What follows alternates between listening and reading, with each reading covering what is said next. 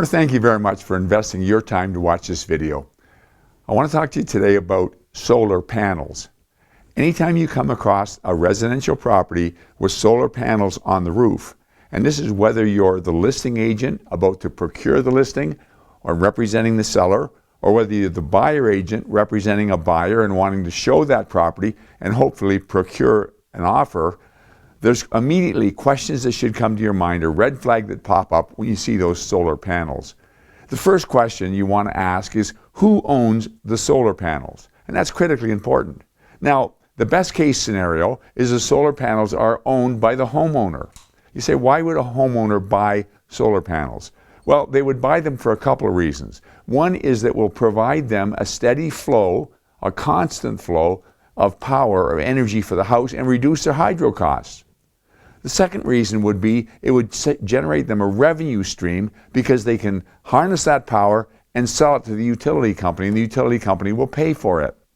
And thirdly, it can be a combination thereof. Sometimes they sell the excess power to the hydro company. Sometimes when it isn't providing enough, they buy hydro from the hydro company. So some of it is providing for their own use and some of it is providing a revenue stream. If they do that, they do what's called a net metering program. In other words, they have to have a bidirectional meter on the home, and it will track the hydro that goes out and the hydro that comes in. And it will track for the homeowner how much they're receiving in revenue and saving money and how much hydro they're utilizing themselves. And it can be an extreme advantage to the homeowner. And in fact, studies show that people pay significantly more for a home that has hydro panels on the roof if they're owned by the homeowner. Should tell you that there is incentives available both by way of grant and by way of loan through the Canadian government on their Green Home Energy Program. It's Renewable Energy Program, and it can be the Canadian Green Home Grant Program or the Canadian Green Home Interest-Free Loan Program. And the grant program is anywhere between $125 to $5,000. That's a grant. And the loan program is an interest-free loan of $40,000 that's made available to the homeowner to help them purchase these solar panels. One of the things you want to find out if the panels are owned by the homeowner is you want to find out, did they have a loan in place, and make sure that that loan is paid off before closing or from the proceeds from closing. The second option is where the hydro panels or the solar panels are owned by a third party. And this is where it gets trickier. What happens is a third party provider buys the solar panels and looks for opportunities to place them on people's homes.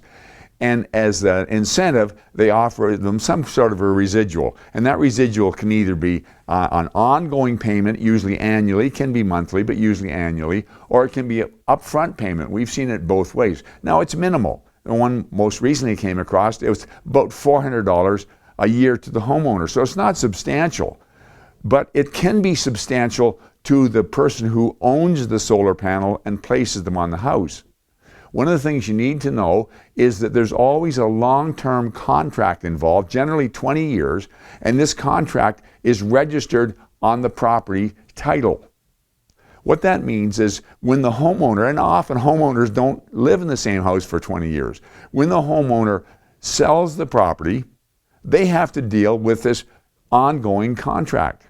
In fact, even when they renew their mortgage, they've got to lift that execution of that lien to reinstate the mortgage and then put it back on again. So there's legal costs ongoing there. So there's some liability to the homeowner when a third party owns the panels. But it's especially problematic when the property sells. One of two things can happen.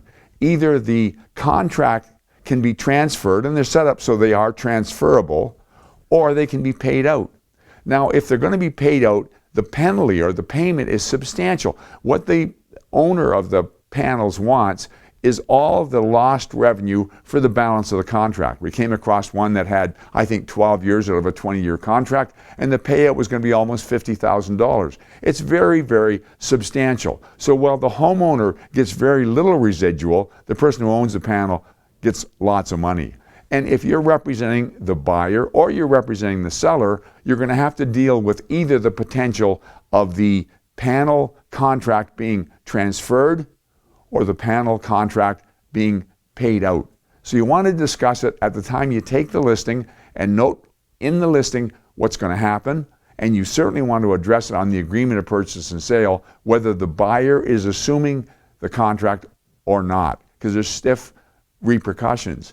And in the case where somebody gets the whole benefit up front, there's absolutely no benefit to the purchaser to assume those solar panels, and yet the homeowner who's selling absolutely doesn't want to have to pay them out. So you need to take the time to ask the questions, find out the answers, and do the preparatory work before you get to closing, and all of a sudden it becomes a shock to everybody's system. I want to thank you very much for investing your time in this video. I look forward to talking to you again next week.